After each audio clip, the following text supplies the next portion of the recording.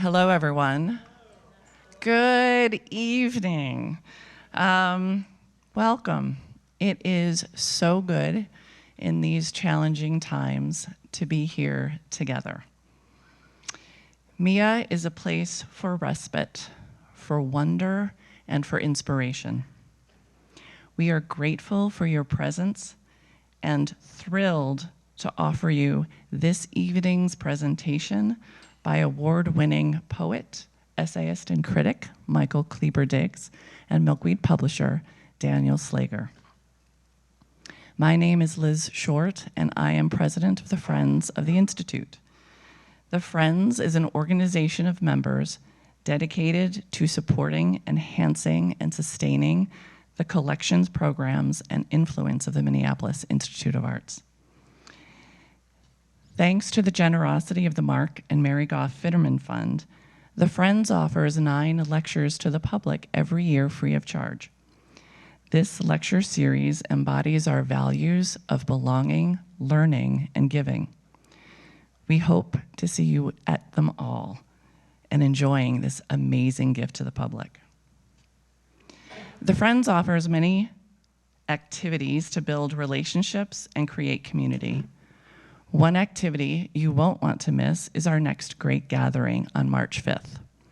Devoted to all things floral, this party offers good company, tasty beverages, and appetizers, and an intriguing presentation by retired news anchor Diana Pierce on the seduction and symbolism of flowers. Tickets available now. This Sunday, February 8th, we have one of our marvelous Friends outings to the M this month, the Minnesota Museum of American Art. Our monthly coffee and scones will meet on February 19th, where you can learn more about the Friends, meet others, and take a brief tour of the museum showcasing Friends-related art. We will discuss James by Percival Everett at our book club on February 20th and 21st. Email or call the Friends office to reserve your spot. Our next lecture welcomes mezzo-soprano Clara Osowski on Sunday, March 15th at 2 o'clock. She will be speaking and singing on the relation between music and the visual arts. A pre-lecture tour inspired by the theme will be offered right before the lecture at 1. Call Mia to reserve your spot on the tour. Finally, don't forget to renew your Friends membership. There is so much going on, and we don't want you to miss a thing. Now, I would like to turn to Marnie Zafar, longtime guide, beloved friend, and lecture committee member and host, to introduce our honored speakers. Good evening. I welcome you all this evening. And, well, I am particularly happy to present, my friends who are here, but also my friends from Milkweed, and that is both Michael and Daniel. This lecture is especially important to me because I do believe there is an art to poetry, and that how we live through words can be an artful way of seeing life. To begin, Michael, of course, is a celebrated poet, an essayist, a literary critic, and an arts educator. He is the author of Worldly Things, which won the Max Ritvo Award for poetry. And that was published by Milkweed Editions in 2021. Now, for those of you who are not aware, winning the Max Ritvo is like winning the National Book Award, but it's for poetry. So it is incredibly amazing that we have someone like him here in the Twin Cities. His work has also appeared in Poema Day, Poetry Daily, Poetry Northwest. He has starred and is with LitHub and the Minneapolis Star Tribune. Of course, what I find most important for me, for a variety of reasons, is he teaches.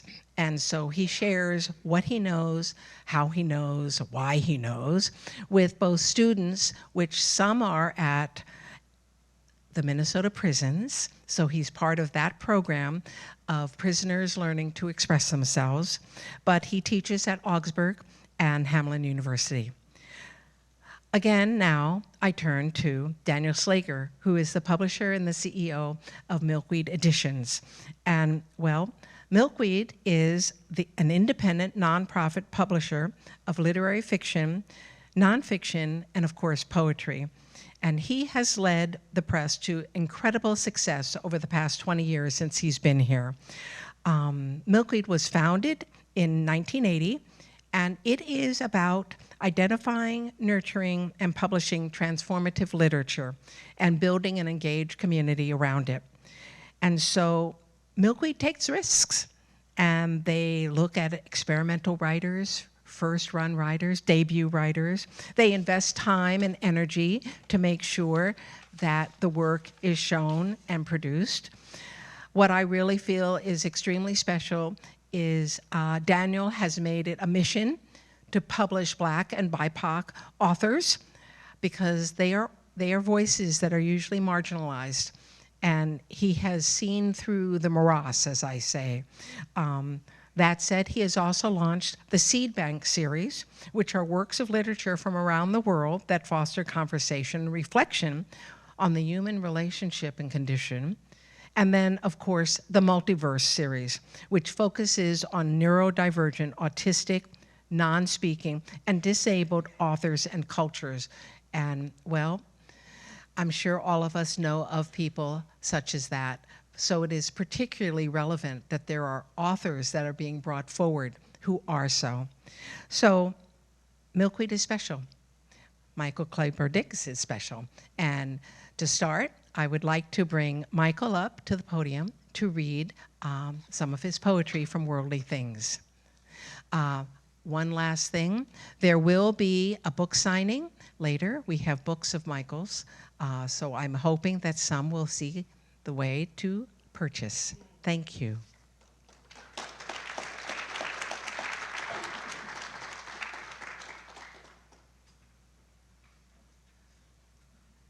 Good evening.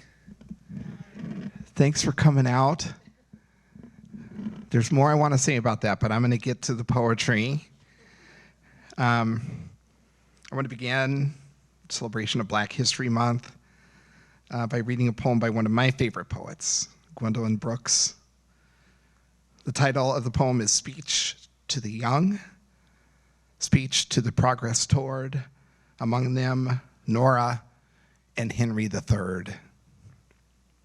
Say to them, say to the downkeepers, the sun slappers, the self-swalers, the harmony hushers, even if you are not ready for day,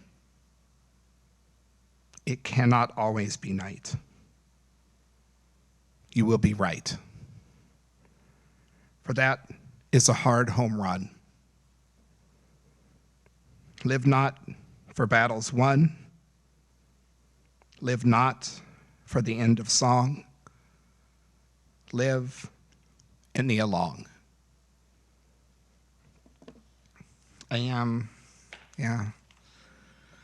It's a bold move starting with the Gwendolyn Brooks poem and then reading your own poems, but I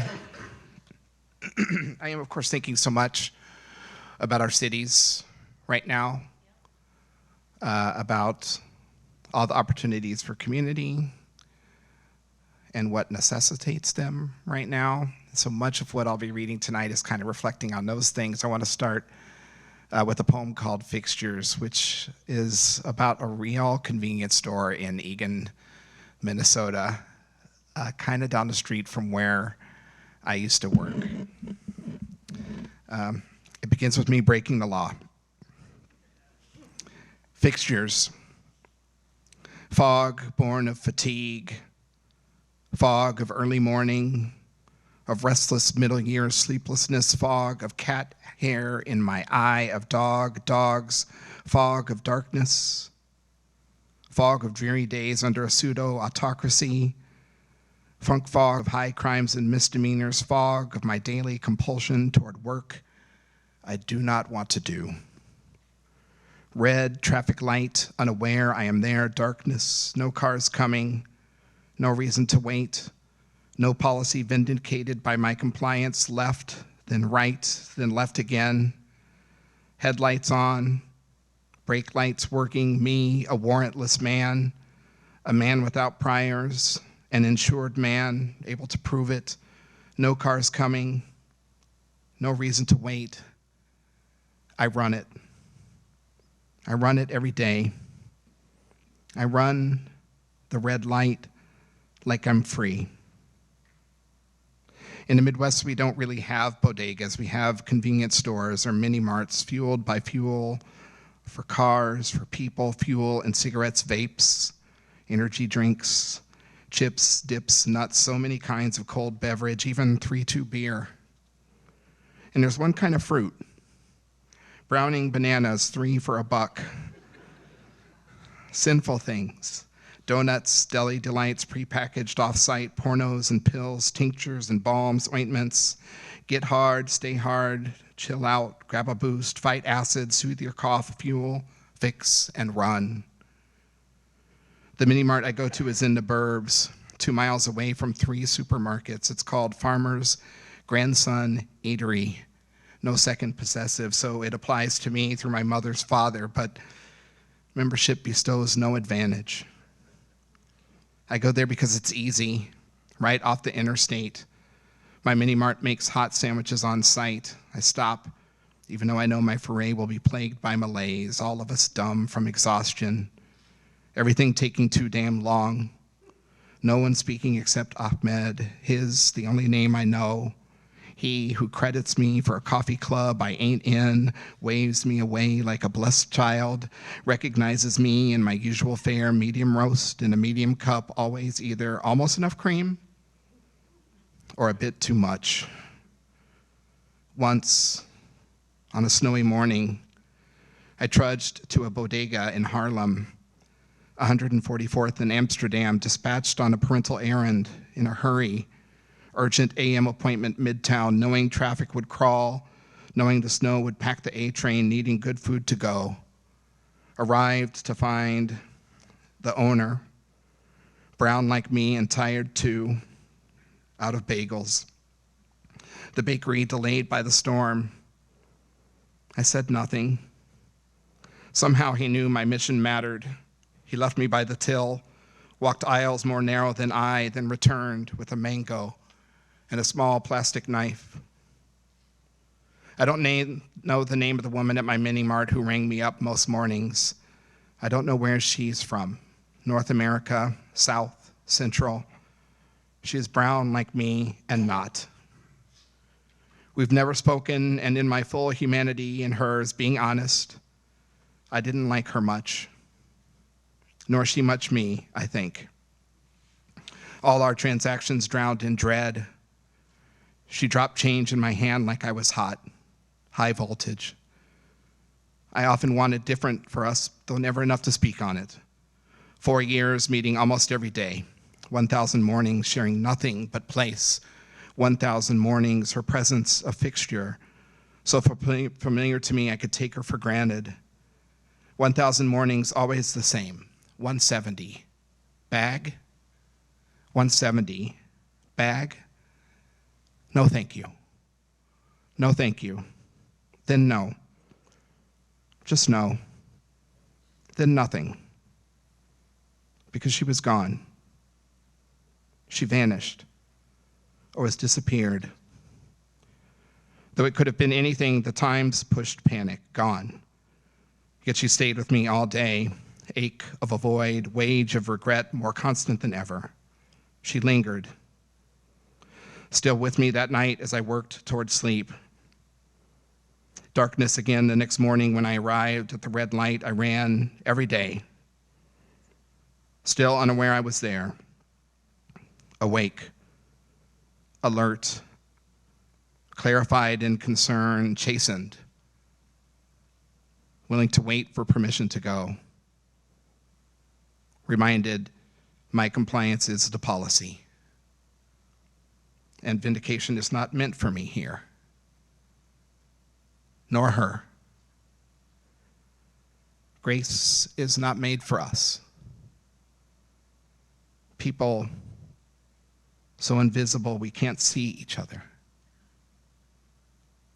Hypervisible people. people whose papers matter and don't. Ken.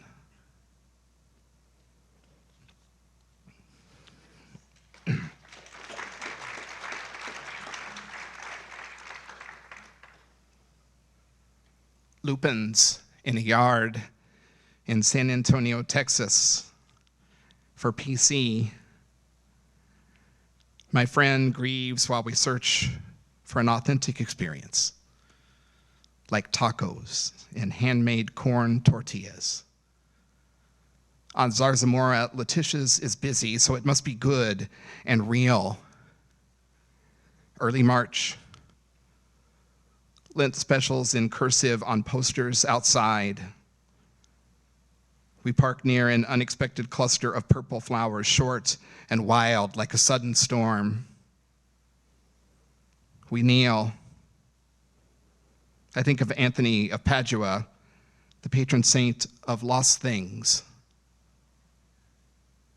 Both of us draw closer. The flowers speak to us. They say, existence and persistence are the same thing. A brisk spring wind brings sweet peppers and onions, oil and fish. I'm a big fan of the Irish singer Billy Bragg. He comes to town from time to time. I'd love to go to his shows. He talks a lot between songs. I love to do that, but I'm trying to stay on task. Like, no long intros, Michael, poem to poem. I do want to introduce this next one. This is a poem that I wrote in honor of my father-in-law who passed away 2 Septembers ago and was a beautiful man, kind and steadfast. And he was, for me, one of the first times in my life that I saw someone who exemplified what I consider to be kind discipline. I think, grown up thinking of discipline as something that had a stern edge to it, like that was baked into it. And then I met my father-in-law who, through his daily discipline, his persistence, his presence, allowed me to see it differently. And so I wrote this classic sonnet in honor of him and to share at his celebration of life.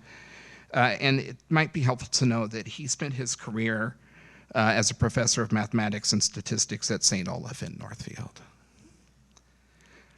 Against the noise of life, we might choose calm. Against the noise of life, we might choose calm. A steady strength endures in times of wrath. When moments test us, patience is our balm. Pernicious problems will succumb to math. And what is math but wisdom, work, and time? And what is wisdom if it's not applied? With steadfast effort, both sides will align. Solutions will arrive if we abide. Good people show up where they're meant to be. Good people show up where they're meant to be. Good people show up where they're meant to be. Where there is need, we have a chance to serve. When discipline stays kind, it's plain to see. The finest way to learn is to observe.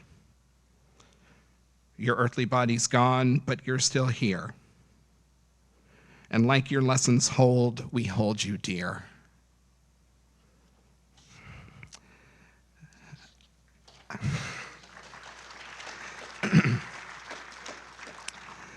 My daughter's in the room tonight. I'm always so honored by her presence at my things. She lives in New York, but she's home working on a project here in Minnesota, which has been a tremendous delight for us. I'm reading this next poem in her honor, but also for my friend Marnie, just because we've been kind of talking about this the last couple of nights. This is a poem called My Daughter Asked AI to Write a Poem in the Voice of Michael Kleber-Diggs. And what comes back has a tree in it and kind of sounds like me. On the main wall in our living room above the television, there hangs a modern painting that was created by an elephant. On the back of the frame, if you want, you can examine its certificate of authenticity. The painting is red and was made only using shades of red, not the only color the elephant could have used. I bought the painting years ago after seeing an ad in the New Yorker, art by elephants. I got to choose from a few options, but this one really spoke to me. It still does. I'm pretty sure I would have bought it even if I didn't know how it was made, although, yeah, I mostly bought it because of how it was made, because of who made it. For the story, I guess. The painting, you'd have to see it. It ain't for everyone. Not everyone appreciates it like I do. I'm not entirely sure Karen likes it, which is one of a few things that distinguishes it from a different painting in the same room above our mantle. An oil on canvas stunner made by a human being, a woman we admire a great deal, an artist building quite a career. That painting depicts an intense teen, a stern girl holding an orange in her right hand. The girl and the orange are both set within a stark winter landscape, so the orange really stands out. It produces light and heat like the sun. The vibrant reds and the orange work together to add a lot to our living room, my way of saying our home would not be our home without art. Paintings, photographs, textiles, small sculptures, glassworks, clay creations, my wistful old cello, song, things people make, and my goodness, one thing an elephant made, which I can tell you now, having admired one of her paintings for more than 2 decades, makes her a being I have come to know in a way, just as I have come to know her strange red painting, just as we come to know good friends through stories they share with us over many visits. I didn't get the elephant's painting for a long time.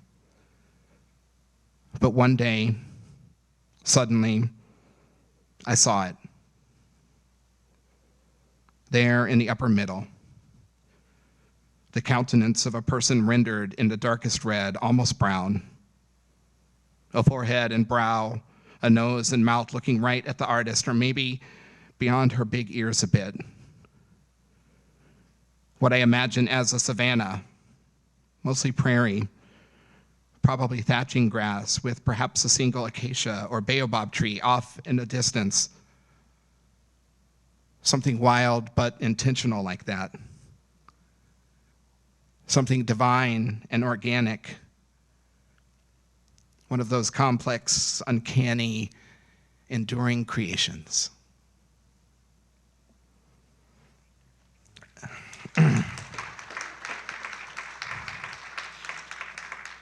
I'm going to close with 2 short poems from my book, Worldly Things, which was published by Milkweed Edition. My good friend Daniel Slager.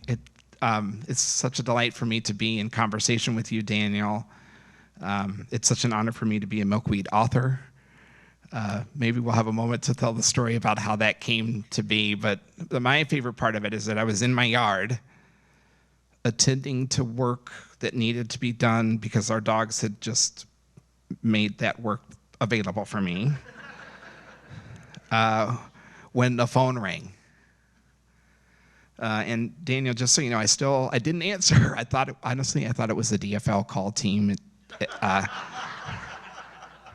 calling about my shift. I just thought I'll call them back, which meant that I had a voicemail telling me to call. To be honest with you, I could not have imagined what it would have been about, although I'd entered a contest that I knew was administered by Milkweed. And I still have that voicemail. I don't erase it. So that was a call that changed my life. 2 poems. The first one is called After They Left, and I want to say that I wrote it probably sometime in 2018, imagining a world after police. I'll only share that I'm thinking about it a lot right now. After they left, we policed ourselves, restored our spirits in quiet tasks until the earth ran red with iron and sweat. We called old seeds from the cavernous cold to rejoin them with the heart-sick soil, then tended our crops by hand. Every day, everyone bent down on knees to pull the weeds away. Pests took their part, but left plenty. Each harvest, the village gathered together. To each a share. For all it had suffered, our body stayed whole. Trauma dissipated. Where our wounds were acute, we applied more salve, calling our injured closer in as we sang to them and gave them more fruit. The grove, planted here as we are. See how we want to bow and sway with the motion of earth and sky. Feel how desire vibrates within us as our branches fan out, promise entanglements, rarely touch. Hear our sweet rustlings. If only we could know how twisted up our roots are, we might make vast shelter together. Cooler places, verdant spaces, more sustaining air. But we are strange trees, reluctant in this forest. We oak and ash, we pine, the same, not different. All of us reach toward star and cloud. All of us want our share of light, just enough rainfall. Thank you.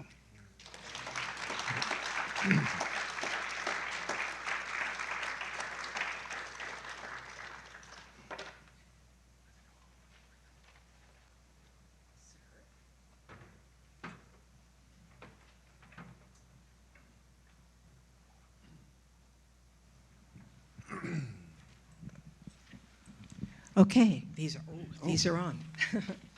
Well, thank you both for joining us this evening. And I know there are a lot of questions that people usually have about poetry and really what it's about, how it relates, how is it art, a lot of things. And so, Michael, I'm going to open it up to you first and have Daniel really explain perhaps the process. You are the winner of the Max Ritvo Prize, which is truly one of the most prestigious prizes in the country. And so you talked about saving that voicemail, but tell us a bit more about that hope, what a poet thinks about in terms of entering. And Daniel, I would like very much to hear about what that was like for you, because I learned some things from you earlier about publishing an award-winning book of poetry. Hi, everyone.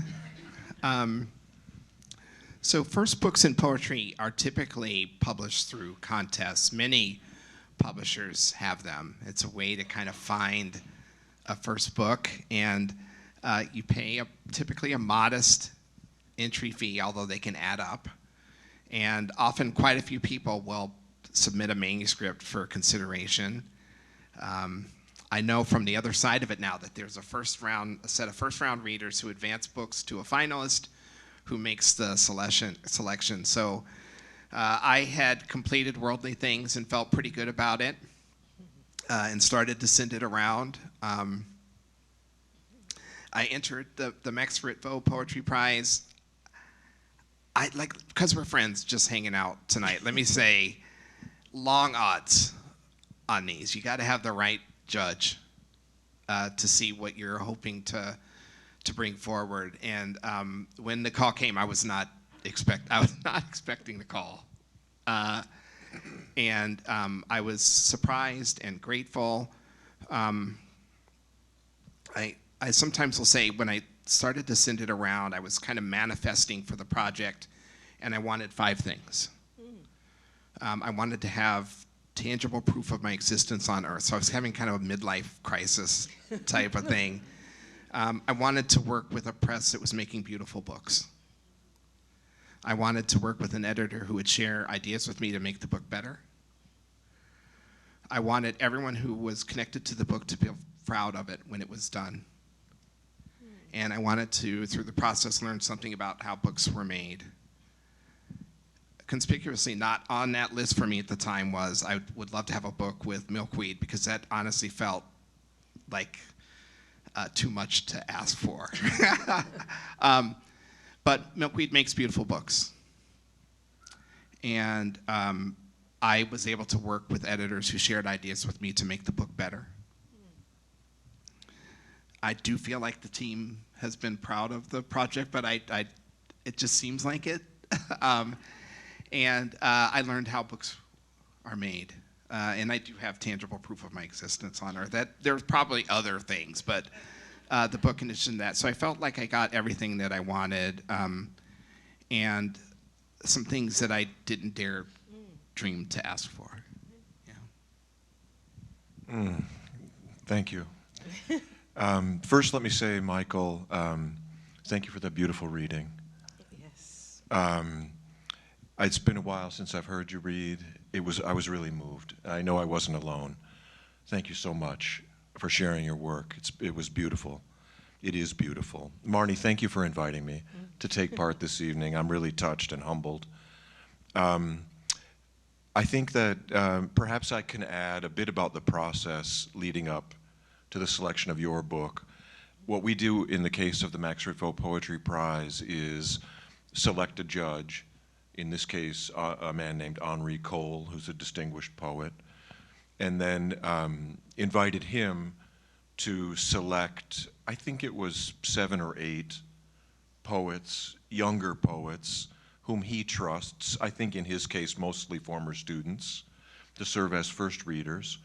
We had, if I remember correctly, about 4,500 manuscripts submitted to the contest. And one of the great things about this particular prize and contest is that we're able to administer it without charging a submission fee.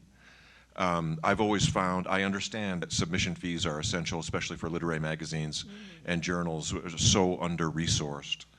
But we had a generous benefactor for the prize who was able to make that possible. And so we get a wider range, of course, of submissions that way, as you can imagine.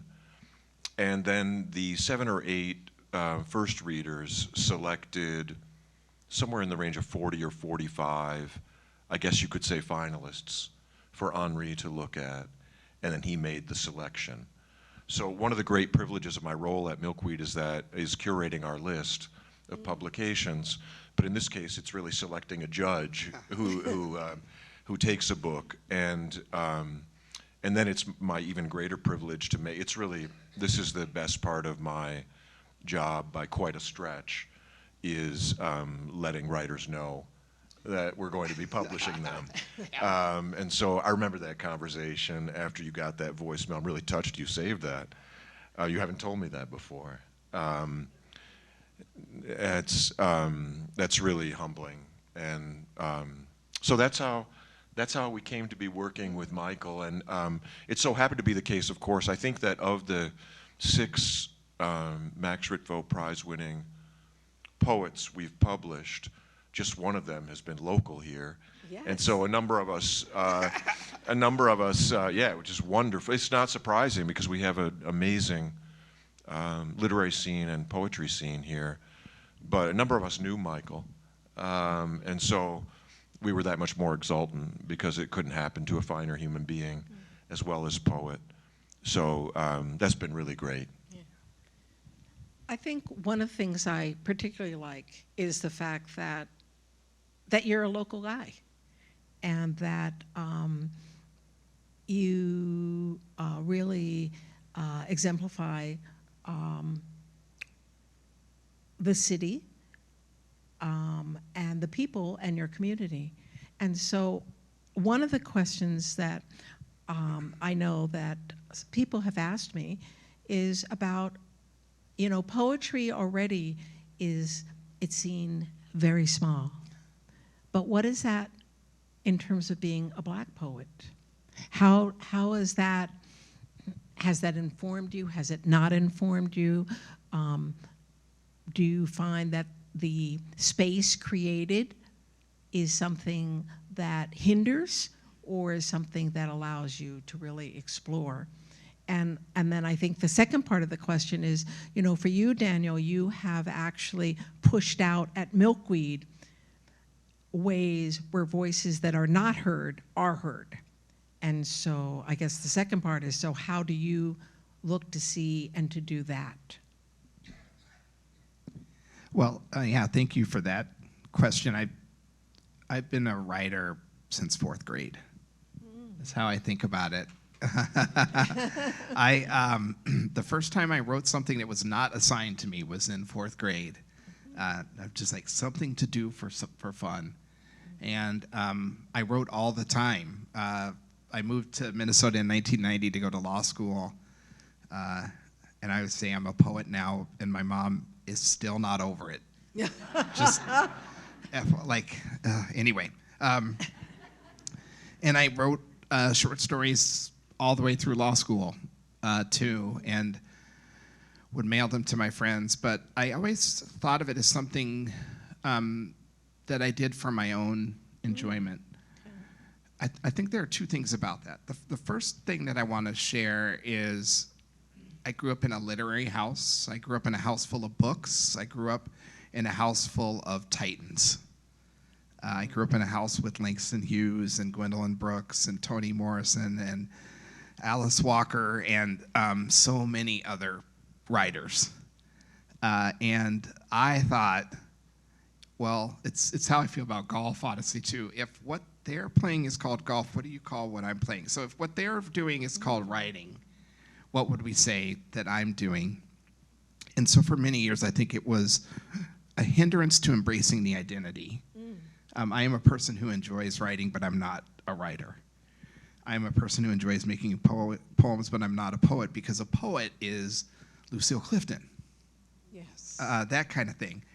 A super cool thing about the Minnesota arts community and a super cool thing about the Black poetry community is they're welcoming, they're small, they're encouraging, they're supportive. I learned that I was a poet in the community here. First did a class at the Loft Literary Center, and then through friendships I made there. I learned I was a poet in the room listening to other poets in the Twin Cities read their work, Hugh Min Nguyen, Inez Smith, and others, and sharing my work and hearing ideas and support and encouragement from them. And I'm so grateful for that. And because the poetry world is pretty small, over time you also get to meet some of your heroes and share conversation with them, the Terrence Hayeses and Jericho Browns and other titans of Black poetry right now, and other poetry titans in general right now. And I've found kind of that same welcoming and support and encouragement and collegiality. You know, not always. Sometimes there's a little bit of stuff there. But yeah, it has been wonderful to be now a part of the Black poetry community. And I don't think I get there, or I think it would take me much longer to get there if I was doing that somewhere besides the Twin Cities. Yeah. That's very interesting. Well, I think that you mentioned our mission statement in introducing the evening, And I think that Milkweed Editions has a kind of commitment to community engagement has been central since the founding of Milkweed. I'd like to think it's not a coincidence that in fact, it's not a coincidence that we're a founding partner in Open Book, along with the Loft and the Minnesota Center for Book Arts. I know many of you will know the space. It's a beautiful public space, the largest literary center in the United States, actually, down on Washington Avenue South. And I think that these two series that we've begun publishing in recent years, Seedbank and Multiverse, are also suggestive of kind of some of the animating impulses behind our work at Milkweed. And I think that Seedbank is maybe that's a good way of circling back around to trying to answer your question in a way that isn't focused at all on me, but rather on our organization. I think of, well, one, there's been a wonderful opening in American letters over the last, say, especially 20 or 30 years to a wider range of perspectives than had been the case before that. And so what we're doing is part of that.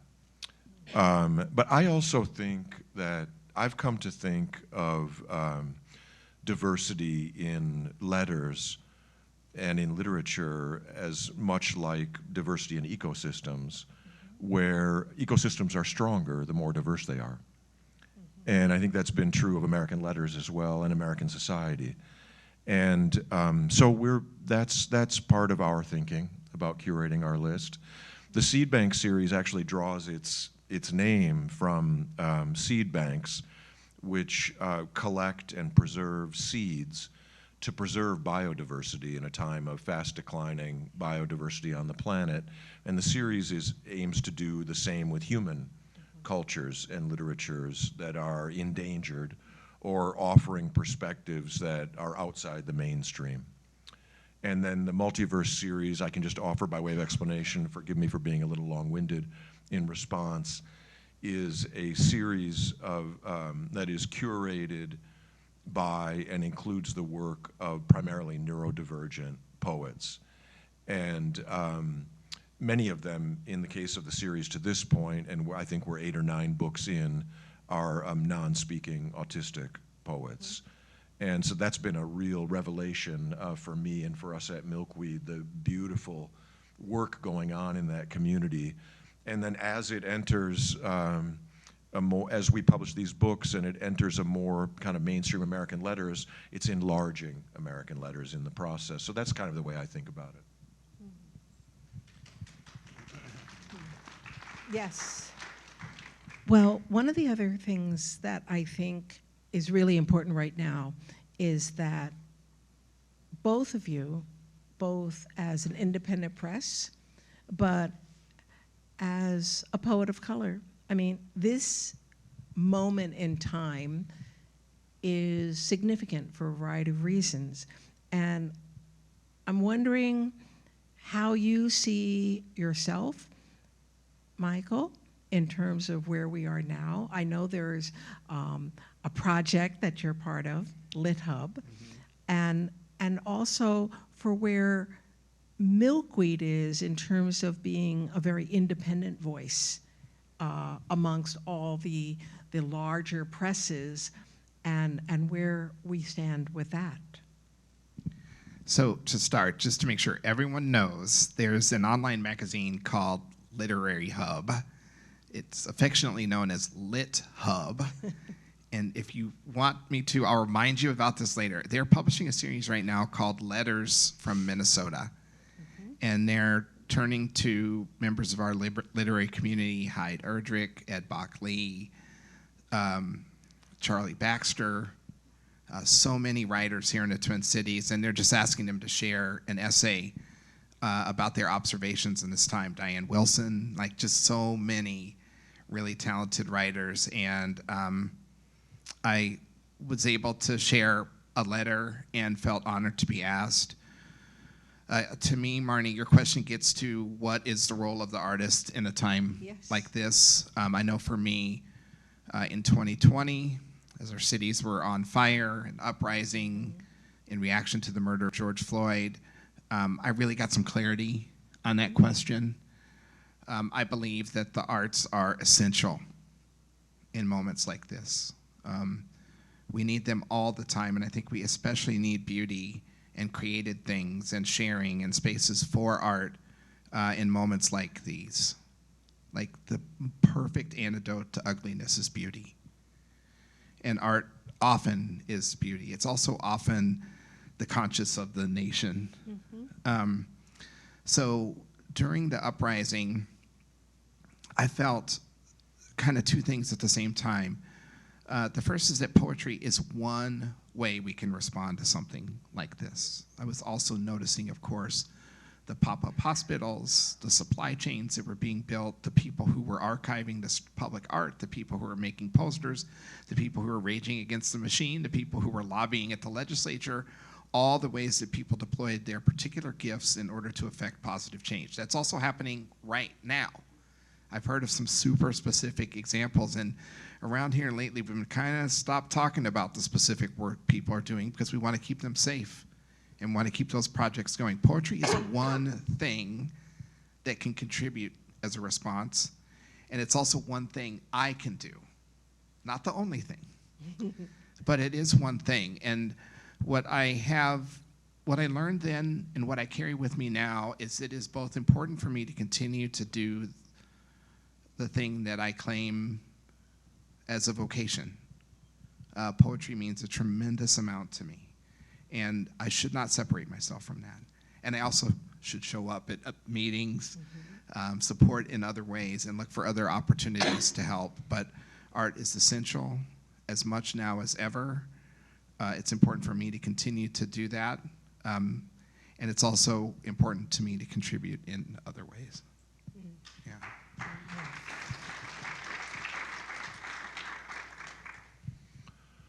Well, I guess I would say that I've been working in books and with letters now, starting as a translator in the business for about 40 years now, close to it. And I have come to think of that old-fashioned technology, the book, as one of the most radical ways to open to otherness. And I've come to think, and I'm in terms of the work I do, really connecting writers with readers as a publisher, I've come to see that what's offered from a writer in a book as a really profound gesture of generosity. And for it to be received requires an almost comparable, to be received with the same kind of attention and love and openness requires a comparable kind of generosity on the part of readers. And were that happening more widely, I think we'd have less of what's going on in the world right now in the Twin Cities, so what you were alluding to. I know we would. So as for Milkweed more specifically, Milkweed was founded here 46 years ago in Minneapolis. I moved here to assume my role from New York City, and so I'm not originally from Minnesota, but I have come to think of Milkweed Editions, and this is true for our sibling independent literary presses in town too, as really distinctly Minnesotan institutions, made possible only by a supportive community that believes that independent publishing of literature matters in the world. And we wouldn't be able to do what we do without that, and so we try to reciprocate that commitment. As I've been listening to both of you, I think about the arts as a whole, whether it be the visual arts, the performing arts, the literary arts. One of the things that I think with visual arts, there's usually sometimes a patron that is with a painter or a printer. So the working relationship is kind of different. And so how would you say the working relationship is between a writer and a publisher? Because I know that As a visual artist, you may or may not get a gallery. You may or may not have anyone that you're speaking to in that way that I think that a writer and a publisher. So could you both speak a little bit about what that may be and is? Daniel, do you want to start on this one? All right, I'll be brief in response to this one because with regard to Michael specifically, and a prize-winning collection of poems is a bit atypical in our experience as a publisher because the manuscript has been selected by a judge as the best in the contest, and so is clearly not at that point kind of a developmental project for us editorially. But we are, outside that kind of situation, we are more committed than almost any other publisher I know to working with writers collaboratively to develop work to its full potential. And that has both enabled us to be more intentional about the kind of voices we elevate into the conversation, to the cultural conversation, and also to find some, if you will, kind of gems in the rough that require editorial and collaboration in order to reach their full potential. And so that is a really important part of what we do, but not in a situation like Michael's per se. That's kind, thank you. I think the best books are ones where the author and the publisher are really excited about the project. And I think the best outcomes are gained when the author and the publisher are working together to move that book out into the world. Sometimes I'll talk at a writing workshop, I'll invite people to spend time with the question, what is your superpower as a writer? And I ask them not to answer right away, but to spend some time with it. And for me, I feel like one of them, I write about things that I really care about. I really care about intimacy, community, empathy, grace. Those themes are prominent in the things that I make, and I really want to talk about those things. I want to be out in the world in rooms full of people saying, here's something that I made, can I share it with you? And because I write about things that are important, I'm always hoping that it will find someone who also feels it's important, or maybe it will give someone an opportunity to slow down, or, my gosh, something that they can carry around for a little while. But that work is done in collaboration with publishing houses. It's editors, it's the art department making the book design, and it's publicists and marketers and so much planning. A common thing people kind of don't think about is when the book is considered done, when it's moving into post-publication copy edits and fact-checking and all those types of things, you're about a year out because there's so much planning that goes into getting it ready for market. And I do think that modern authors are asked, some say no, but they're asked to be more active participants in that process of marketing and promoting and getting books in front of readers. And for me, as an extrovert, as a man with golden retriever energy, that's one of my favorite parts of the process. But I also really like working with book professionals who are super thoughtful about how to take the thing that you've made and bring it to its fullest and highest potential. Yeah. Well, thank you both. I'd like to open it up if there are any who have some questions that either one would have. Oh, and there she is. Okay. I'd like to know a bit about your poetry in the prisons and how was that initially received and how is that progressing? So the question is about poetry in the prisons. How was it initially received and how is it progressing? I am a part of the Minnesota Prison Writing Project, and we teach poetry in Minnesota State adult correctional facilities all over Minnesota. And this is, I think, my 10th year doing that. And what we do is we lead semester-long creative writing classes in correctional facilities all over the state, from Moose Lake up near Duluth, down to Faribault, Shakopee, the women's facility, in Stillwater and Oak Park Heights and Lino Lakes, all of the prisons. And it's not the right phrase. I've had 10 years to come up with a better one, and I haven't been able to do it. But it is probably one of the things that I do that I really enjoy it. It's probably my favorite place to teach. And that's not right, because the setting itself is, shall we say, rich with opportunities for improvement. There, opportunities to extend to the men and women who live there humanity and grace and respect and care and support. And in those spaces, I get to work with people who are earnest and engaged, who are activated by work that means a lot to them, who work in collectives to build things and to make our teaching possible, to help us grow as an organization, and lots of different things like that. So it's been a 10-year project in the classroom and in collaboration with the men and women who are working with us to make creative writing programming possible in all of those spaces. And I feel really lucky that I get to do that, and I feel really grateful that I get to do it. I am getting to the age where sometimes I start to think about changing my relationship to work. The last teaching job I have, I know it, is going to be through the Minnesota Prison Writing Workshop, because it means the most to me. Nice. Yeah. Yeah, thank you for that question. We have someone over here.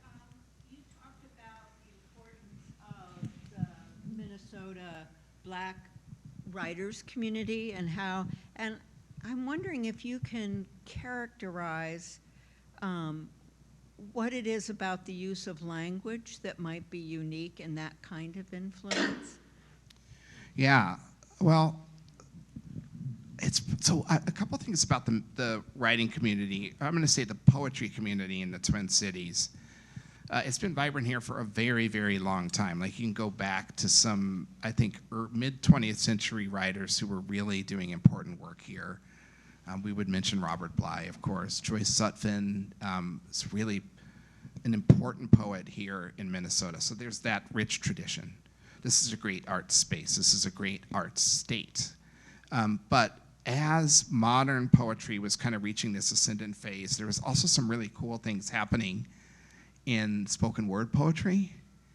And Minnesota is fertile ground for creating now national poets who grew up initially practicing in spoken word: Danette Smith, Hugh Min Nguyen, Tish Jones, Bao Fei, and have been able to also make the transition to being both a stage poet and a page poet. So when you talk about voice, it's important to think about it historically. I think it's important to think about the spoken word tradition and how that influences the art here. And I'd also say it's important to think about the Midwest. I do think there's, we speak sometimes about the writers of the Southwest and their dry, gritty prose, and the Northeast has this particular kind of approach. And I do think that there's a plain spoken directness. There's art out of the everyday that really kind of blossoms in the Midwest. I spoke earlier about being a big Gwendolyn Brooks fan. Like, I love her for a zillion reasons. One is that often her work is rooted in I'm just going to say it. But within that, there's also sometimes these really astounding complications that I'm like, wow, that's kind of amazing. And it gives kind of I can do whatever I want, so I'm going to do whatever I want type of energy. The title of the poem I read has a parenthetical where I'm pretty sure she's mentioning nieces and nephews or young people who are part of her family, which is not a typical approach, but she's like, I don't care. So I think language is shaped by conversations that shape poets when they're young and as they're coming up. It's shaped by the art that was made here starting 100 years ago and up until now. It's shaped by that black box theater at Central High School and all the artists who came out of that. making work for the stage, performing it, really kind of giving page poets guidance on how to share work in a room. And all of that comes together in an arts community that's really interested in making sure all the arts can flourish here, the literary arts, the performing arts, and otherwise. So there's a lot of cool things happening here. Yeah.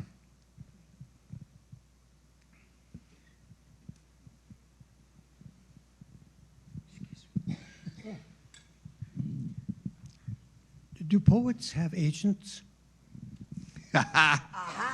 It's super, okay, there's a couple things about that delight me. So I was in a workshop, I was part of the Loft Mentor series, which is a incubator for novelists and memoirists and essayists and poets. And one of our mentors in the program said to us, I want to talk about getting an agent. Poets, you can leave. Which has always delighted me. And then the other part of your question that delights me is my agent is here tonight. The answer is yes. We do. And so the traditional literary agent model is a little bit different in poetry. So you're looking for someone who's going to help your book get in front of a publisher, who's going to negotiate those contracts for you and like hopefully get the best outcome for you as part of that process. In the poetry world, poets work with agents to pursue opportunities to share their work. And that's happening in academic settings, it's happening in community settings, and there's a really, I have found it to be completely encouraging how many people are interested in hearing poetry and bringing poets to settings where they can share their work, share conversation with community members. And so the answer to your question is yes, poets have agents. Those agents often work with them a little bit differently than traditional literary agents, but they can be a really huge part of helping your career advance, helping you find an audience and share your work, and a lot of those good things. Yeah, they're also often a source of good counsel on things. I have to hype it up a lot because she's looking right at me right now. Yeah. We have time for one more question, and I think there was someone. She's right there. Oh, in the middle. I can't raise my there. hand, so she Go did for that it. for me. Real quick, if I may, I do have a question, but just to piggyback on the conversation of working with people in prisons, I just find it interesting because I had just learned about Dwayne Betts, the poet, and his story. Yeah. And just shortly after that, I jumped on Facebook, which I don't like to do very often, but I did, and I was served the ad for this event tonight, and I just think it's just really curious how the world works, right? Yeah. And brings you to places. Yeah. So my question, though, is around your 5 things. Yeah. And specifically the one about making sure that everybody you touched in the book was proud of your words in that work. Mm-hmm. I just started writing earlier this year, and it started with a metaphorical story about my experience with divorce. So my thoughts prior, during, and then after in dating. And so you can imagine that every muse in my book probably might not be as proud of some of my words in the interpretation. So sorry, long story, but my question is, do you ever find yourself having to have restraint in consideration and how that just feels to your creative self and getting the story out? Yeah. Yeah, thank you for that question, and best wishes to you on your project. And thanks for being here tonight also. I want to say to everyone in the room, very, very quickly, when I moved to Minnesota in 1990, I got some good advice. One of the things was find something to look forward to every winter. And I found cross-country skiing as a result of that. And then the other bit of good advice I got was keep your commitments. And this was also winter guidance. And we were talking last night at dinner about how much I think about that guidance right now. like, it's really tempting to stay at home. There's a lot going on in the city, and it's also important for us to try to keep our commitments if we can do so, if we can stay safe. There's, I think, a risk attendant to not being out. And so I'm glad you're here, and I'm glad that you're all here tonight. Thank you for coming. I think anytime you're working in creative nonfiction, especially, and that's going to be in memoir, but it's also often going to be in poetry, where the self is connected to the project and where other people come forward as part of that. You're going to confront a question about, is there a point where the story stops being mine and becomes someone else's? How might they feel about this project? I read last year a book called Beard by a Minnesota writer named Kelly Foster Lundquist, and she's writing about her marriage that ended when her husband let her know that he was gay. It's a memoir about that, and a lot of that story is his story. And so she had to kind of talk to him about the project and get his support for that. I'm old enough to know that not every divorce situation is going to be collegial, and not every ex-husband or wife is going to be supportive of our creative projects after the marriage has ended. And the advice that I would give to you is twofold. The first is, where this topic is concerned, as you've described it here, this is your story, and you should tell it. It is urgent for you. It's bringing you to the page, and you should, to the extent that you're able to do that, honor that. Like, do it. I know for me, sometimes my writing is, it's considered confessional. I'm often writing about my lived experience, and not every aspect of that is easy or comfortable. Every aspect of it is important to me. In my book, one of the things I write about is losing my father when I was 8, and he was murdered, and so it was really difficult.